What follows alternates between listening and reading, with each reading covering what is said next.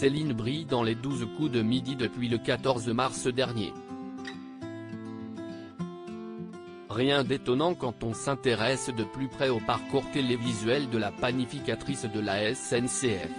Et si les téléspectateurs assistaient enfin à l'envol télévisuel de Céline, l'actuelle championne des 12 coups de midi depuis le 14 mars dernier, dont le mari a lui aussi été champion d'un jeu de TF1, impressionne par ses connaissances diverses et variées.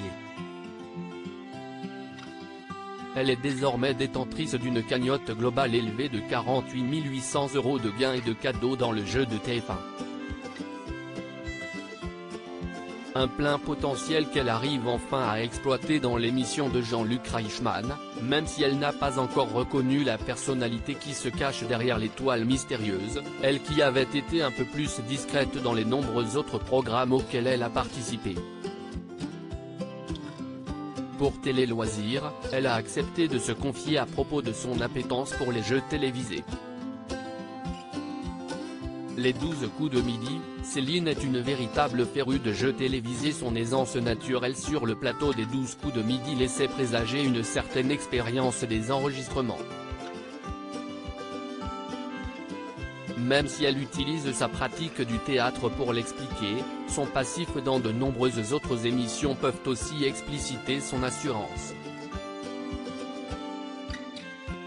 J'aime beaucoup les jeux de culture générale, commence par expliquer celle qui s'éclate en passant des soirées entourées d'amis et de quiz.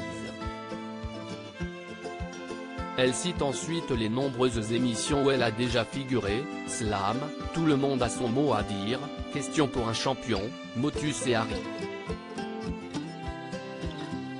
Elle précise, beaucoup aimé le légendaire jeu de France 3 incarné par Cyril Ferraud, bien qu'elle admette, dans un rire, avoir beaucoup perdu.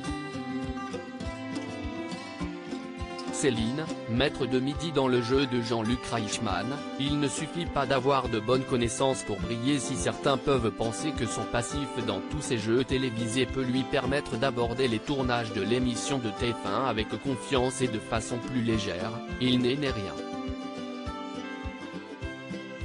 J'ai rencontré un grand nombre de candidats. Beaucoup avaient le potentiel pour aller très loin, sauf que, parfois, ils ont manqué de chance ou sont tombés sur des questions qui ne leur convenaient pas, explique-t-elle avant de conclure, tout peut très vite s'arrêter, je ne le sais que trop bien. Pour briller dans un jeu, il ne suffit pas uniquement d'avoir de bonnes connaissances. À lire aussi Céline, les 12 coups de midi, son mari a remporté 260 000 € dans un jeu télé.